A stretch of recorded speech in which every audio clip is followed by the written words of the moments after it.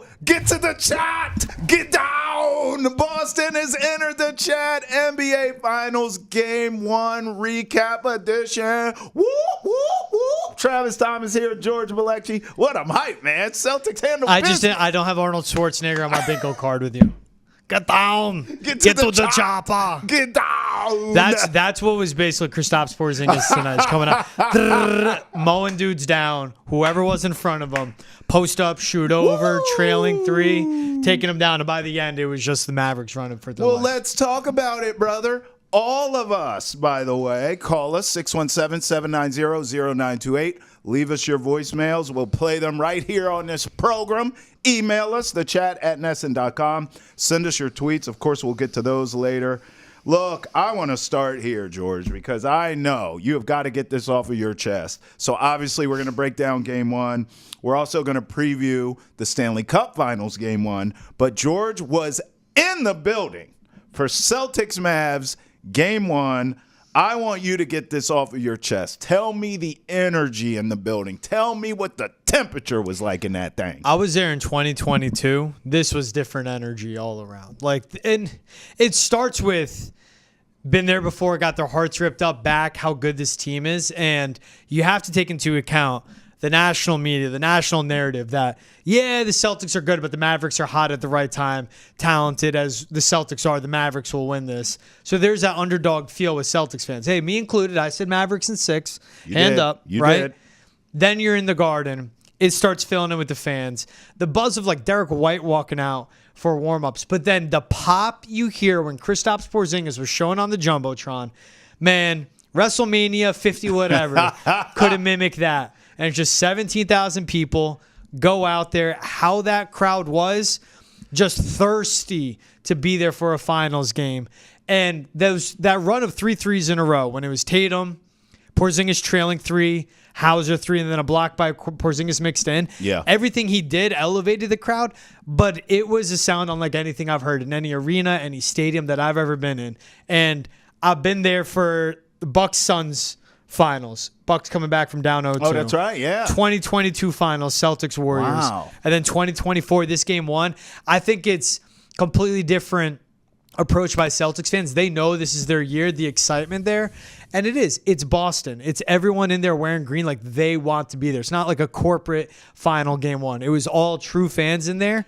And I met fans that traveled from Chile, from Toronto, from Orlando, found the way to get up here. Didn't matter what they paid. They wanted to be in the building for that Game 1. I want to ask you this, and I know we're going to get to some of the sound from those fans that you talk to, but as someone who's covered a NBA championship winning team in the Bucks, you were there for that, and then who covered the loser with losing to Steph Curry in 22, could you feel the difference as it pertains to now? Did it feel like, okay, this is the same kind of vibe that the Bucks had when they won, as opposed to what the Celtics had against the Warriors? Can you feel that? It's a different excitement for the Bucks because they're going there for their first title in 50 years, right? Okay. But it is with that rallying around Giannis, right? Yeah. There is that, you put it around this team with Giannis and Drew Holiday there, that excitement that the fans know, like they have something special. That's what these Celtics fans have. Because you go back 2 years ago, that was a great run they made. And obviously this was a team that Eastern Conference Finals, time after time, and never breaking through, finally got through. Yeah. But it still is, we're the Celtics. We win banners. This is what we do. Right. But I think it's a piece of humility maybe you get in 2022. Yeah, probably. Is this team good enough? But then Right. you know how special this team is Okay. now. And I got to mix in, too. Every time Kyrie touched the ball, the booze raining down loud as hell, too. They let him hear it, and even at points, Kyrie waving on, like, bring it, bring it. He had a terrible game. Yeah, laid a goose We'll egg get today. into that. I want to hear from these fans. So tell us what was going on here. So all I saw is you singing, and I was like, what's going on here? So you set this up for us. I don't know this man's name. I'm just going across the street, and he stops me and goes, "Hey, Nesson, I did something special." And you know, when you're out there with the camera in the streets and the excitement like this, you're like, oh, God. You know what I mean? You're just like, this thing's an idiot magnet. I love how he goes, "Hey, Nesson." Yeah, and he stops. I did something special. And I'm like, and I saw he makes like balloon animals. Oh, the I balloon think. guy. Yeah, so I'm just like, all right, what's going to happen? What is he going to make me? He pulls out paper. It's written. I'm like, what is this? And he goes, I wrote a song. Oh, God. And this is what you get. This is what you get. To a garden party to reminisce with my old friends, a chance to share old memories, see the game again. When I got to the Celtics party, the fans all knew their names. Tatum, Brown, and Derek, they deserve the fame. Nice. Well, it's all right now. The Celtics got the ball. You see, you can't please everyone, so the Mavs are going to fall. I like You've it. seen me do karaoke. I have. Highly inebriated. Yeah. That's dead sober. I didn't warm up my vocal cords. You can check out full minute and a half. Me and my guy went at it. Singing together, nice little duet on the sidewalks right outside of TD Garden. I'm telling you, when that happens, I was like, you know what? You know, it was a good song. It was a fine song. It was a fine song. I love it. Well, listen, I'm going to be down there for game 2, so pray for me. I'll try to do as good of a job as you did. By the way, we have more fan reactions coming up later from George. He's a man of the people, so we'll hear from that. But let's get into game 1. So, look, bro, I'm sitting here now, and I'm looking at the box score, and the first thing that jumps out to me, and I was cussing loud at the TV with Jayson Tatum's game. But at the end of the day, you know what? It wasn't his, best shooting game you've ever seen. 6 from 16 from the floor, 3 from 7 from 3. But he did affect the game in other ways. He was crashing boards. He had 11 boards. He should have had more than 5 assists because I saw a lot of misses coming from passes from him that really would have probably got him closer to a triple-double. Ends up with 16 points. But in the end, typical. Jaylen Brown, consistent as all get out. 7 of 12 from the field, 6 of 11 from 3, 22 points in the game. Very effective in the game, by the way, on both sides of the ball because he was playing absolute lockdown, championship-level defense. You could say the same for Kristaps Porzingis, who came off of the bench. 20 points for him. Actually, 3 blocks, but I felt like he affected the game more so than just the blocks. 3 blocks is impressive, no doubt. But, I saw a lot of plays there where the Mavericks tried to go inside, and just Kristaps Porzingis being there, being a presence, altered shots, made guys change their mind and go a different direction altogether, not even test them. Someone tried to, I forget who it was, tried to dunk on him. He said, he hit you with the Matumbo. No. You're not dunking on me. Look, I just thought it was a great team effort. And I got to tell you, I understand Kyrie sucked, and we'll get into that. He had a terrible game 1, and we know he's going to be better moving forward. The Mavericks in the series. sucked today. Listen, the Celtics, for the Celtics to beat their ass the way they did, with Kyrie having a bad game and Tatum not having the best game you ever seen, really speaks to who has the horses in the series. That's what I took from it. We know the Mavs are dependent on their 2 stars. This game, and many others during this playoff run, but let's just keep it to the finals, proved to me that the Celtics are not star dependent. They have more horses. They have more guys that can affect the game and they can beat you. Well, you said it how Jaylen, the line he finished was like 16 points, 11 rebounds, right? I believe. But it's those 11 boards where he has his effect. Yeah, 16, 11, and 5 on 16 shots. Terrible. But you saw what he did defensively, and that's where it started for Drew Holiday and for Jaylen Brown as well. But anytime Luka got into the paint, it was Jayson Tatum with his length and size getting in there, making sure to mess with the passing lanes, and just with his handles as well, crashing it on the boards. And you speak on what Jaylen Brown did. 22 points, 6 rebounds, 3 steals, 3 blocks, just 2 turnovers, 2 from 3. 2 for 6. All their starters, 2 or more threes. But Jaylen Brown doing that, driving this offense, again, being the primary scorer, but also being the primary defender of Luka Doncic on the other end. Right. So, the Celtics, it was an underwhelming game offensively from Jayson Tatum. But as he's been the playmaker and a key piece defensively, because you don't have this type of performance where you hold the Mavericks to 9 assists on 35 makes. You hold Luka Doncic to 1 assist in the game. 1 assist. So you're taking a guy that averages 9 a night, So let's say if it's all twos, that's 18 points you're wiping off the board. Let's give it some mixing some threes. That's 22, 25 points, maybe 30 you're wiping off the board by keeping his assist number down. But that starts with Jaylen Brown, but it's a switching they can do. And the way that I said leading into this, where they can throw 4 defenders at Luka and Kyrie's way. Right. So Jayson Tatum didn't score a ton. He had 10 points in the beginning of the fourth quarter. We're all like jaws dropped, like how is this happening? But they dominated the way they did. It just shows the talent they have. Oh yeah, and also that's the boost you get with Kristaps Porzingis stepping back into the fold, 20 points, 21 minutes played. Coming off the bench, which I love from Joe Mazzulla. Don't start him. Because coming off that injury, the energy in the building, obviously the adrenaline pumping for Kristaps, but let him sit on the bench the first few possessions, first few sequences of the game, get into it mentally, then bring him off the bench, which he did early in the first quarter. He played a lot more minutes than I thought, though. I know this was the range. I was thinking 15 to 20. You were? And if you get 15 to 20 from him a night in this finals, it's Celtics in 5. Listen, when you frame it that way, I guess I get it. You thought he played 15 to 20 minutes. I guess my issue a little bit was the game was out of hand. Porzingis had already made his impact. Get him the hell out of there. But this is what Mazzulla does. I just have to let that go. All I do is complain and moan about that, and it's not changing. Joe Mazzulla plays guys. They know the game. And I got to say, I mean, hands up, I didn't see Porzingis playing like this in his first game back in 38 days. I mean, I hammered it home. Right. Here. The rust he's going to have. Yeah. But 20 points, 6 rebounds, 3 blocks in 21 minutes. Bro.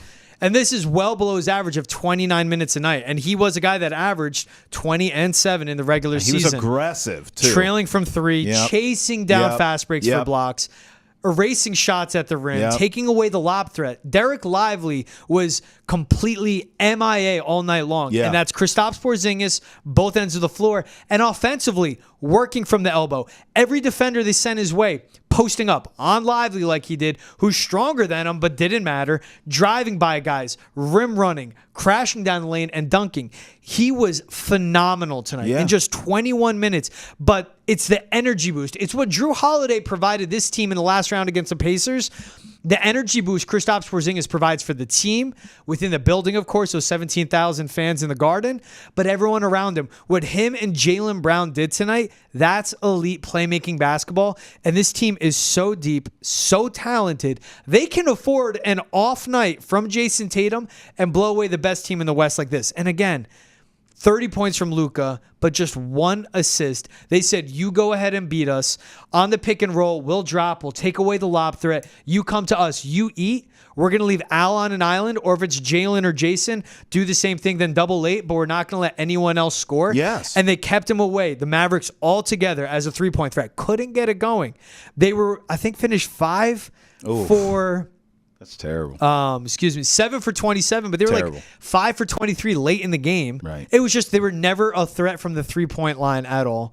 And Luka got a ton of points, but no one else around him scored.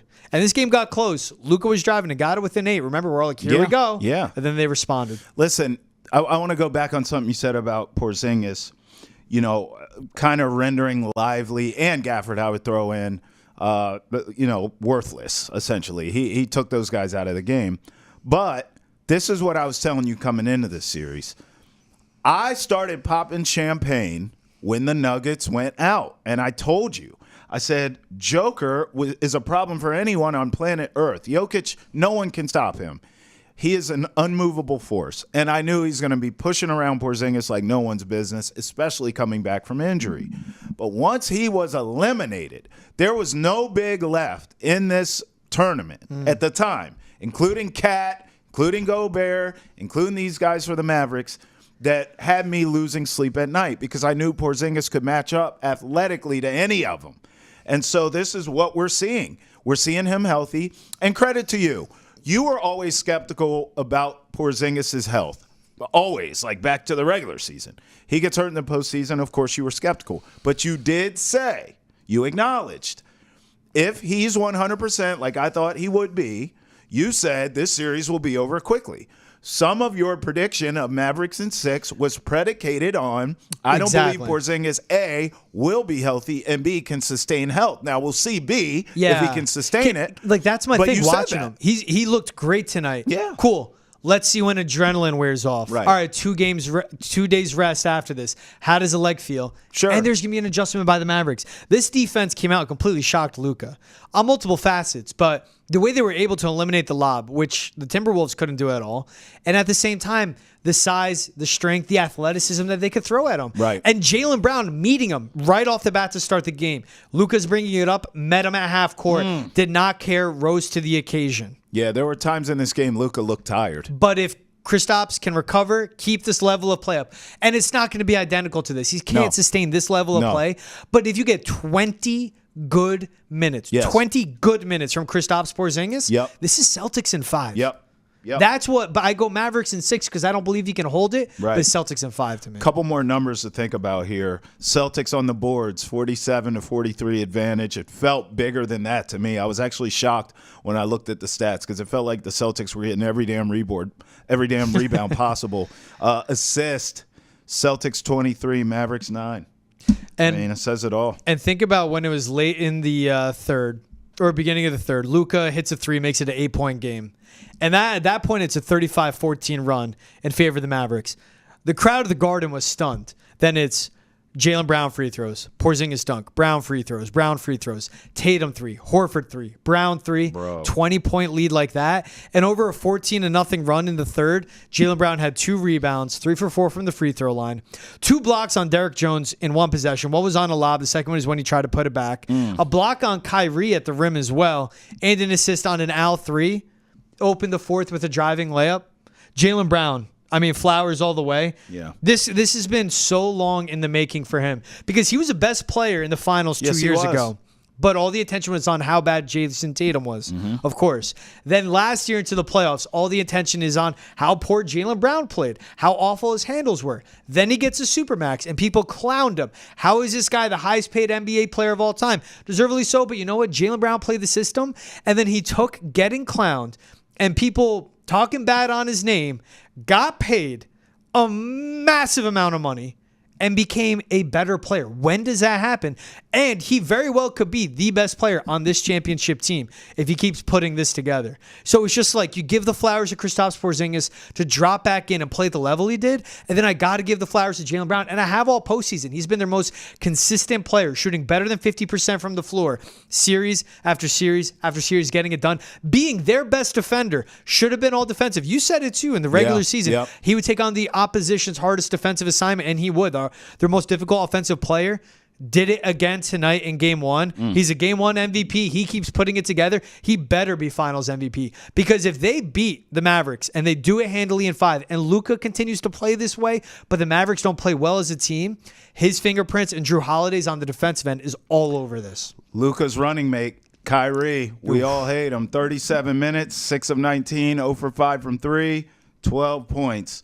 I mean, listen, we all assume he's going to be better as the series goes on, but Game 1, he was poopy. All right, let's hear from you. 617-790-0928 is the hotline. Hit us up on that. The chat at nesson.com. Let's get to the tweets because we ask you to send the tweets, and they come rolling in, especially on a night when the Celtics beat down the Mavericks. And look, the tweets never let us down. Look at this. Party time. This is from Jorge Flores. Celtics, 3 more. I just hear the song in and my they head. are rocking, baby. I like that Kristaps is the 5th member in this and not Al Horford. Al's too old to be moving like that. Yeah, Al ain't got no type of movement in them hips at his advanced age. It's just not going. He get out there and 2-step clap and a spin. How about this? At Celtics, we want Boston. Oh, are you sure? Yeah. Oh, we're so scared, bro. Whatever your LeBron's opinion face. is on LeBron, the memes you get from him, man, all time. I like the one with the J.R. Smith when he was like, what are you doing, bro? Tweets kept coming in. The Celtics to the Mavs. Wiping you.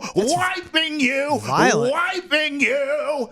That's what they did. Wiped him off the floor. Bro, if you're that little kid, you can't come outside ever again. No, you're moving to the other side of the country, Bro, wherever you are. can't get manhandled. And if you live in the middle of the country, you're moving to Canada. You can't get manhandled like that, No, bro. not at all. Not at all. We fight. You point out how bad Kyrie was, too. 2 assists for Kyrie, 1 for Luka. So, hey, let's start there. Yeah. Your 2 best players, both are great distributors, playmakers, patient with the shot. I've said it, too. In the pick and roll, it makes them dangerous. You think they're going to shoot at last minute, they find the open guy, someone in the corner shoot, 3 combined assists.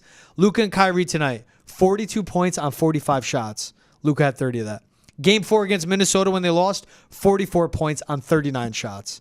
The inefficiency of those two, and you keep them at that, it'll rid the rest of this team of finding any sort of success. Total tonight. Also, let's go to this. Sorry. I drove into the ground how important the bigs are for the Mavericks in this matchup. Like I said constantly, what they're doing in the paint, take it away from Tatum and Brown. The Celtics dominated the space around the rim. 9 blocks for them, and that's what they had. Kyrie, Luka, the Mavericks, 9 assists on the night. It shows their dominance, and it was Jaylen Brown, it was Porzingis, it was Derek White, of course.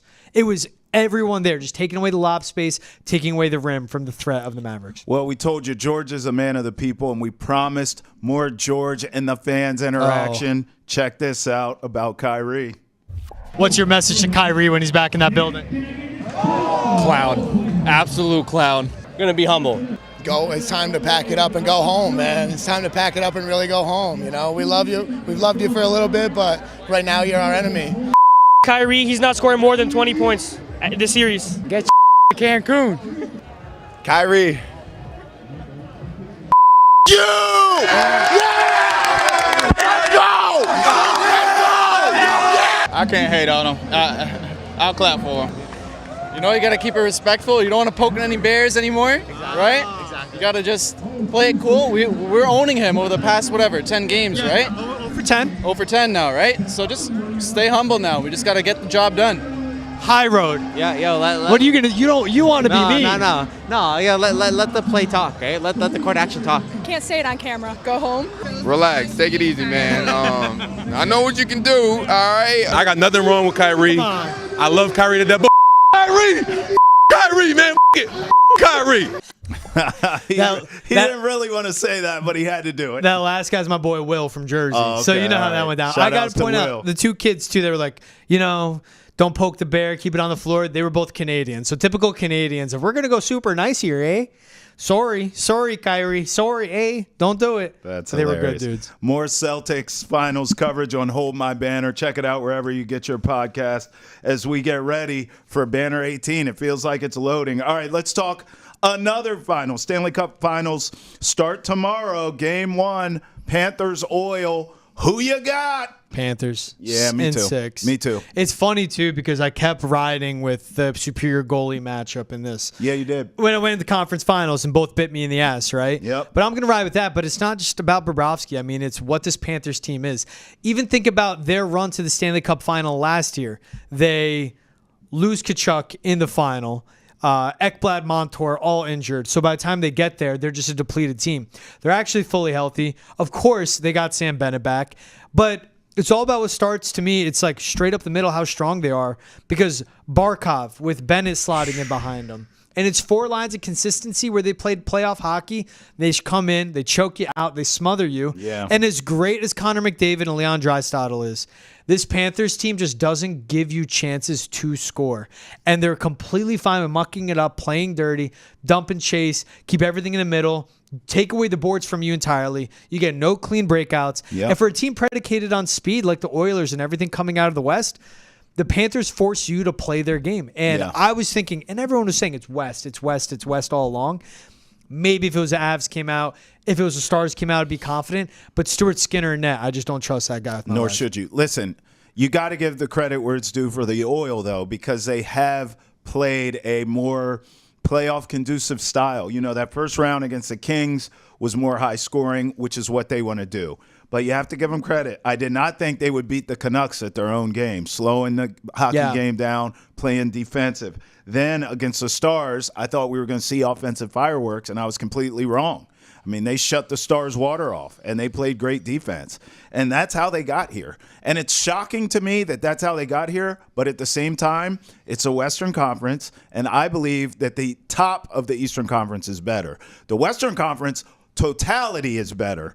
It's deeper. But in the East, the top of that mountain is no joke. And really the team all year, in my opinion, at the top of that mountain in the East was the Florida Panthers. I've been on them from the beginning. I'm on them now. I'm taking the Panthers in 6 as well. Yeah. I caution you this, though. Connor McDavid, Lord have mercy, if he gets hot in this series, all bets are off because he is that great of a player to be able to take over a series. And that's what hockey wants.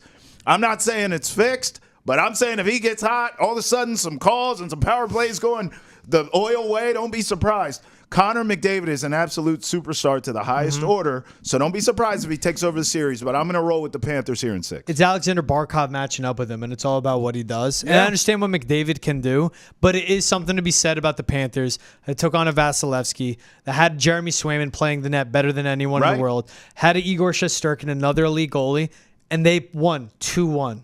3-2, 2-0. They found those ways. You're facing a Stuart Skinner who's still a complete question mark. I don't care how right he is now. It's Connor McDavid getting it done. It's not Stuart Skinner. The Panthers know how to protect Sergei Bobrovsky, but they give so little opportunities, and they keep the pressure on your end of the ice. A sieve like Skinner is screwed in this one all the way. You call him a sieve? He's a sieve. Come on now, that's a little hockey talk with George. You know I can do it. I love it, baby. Sorry, Stuart. Sorry, eh? That's pretty good, bro. Yes, Siv? That's a wrap for us here on Boston Has Entered the Chat. Listen, it's the NBA Finals. I mean, this is amazing. This is going to be my first Boston championship here. Oh. You got it.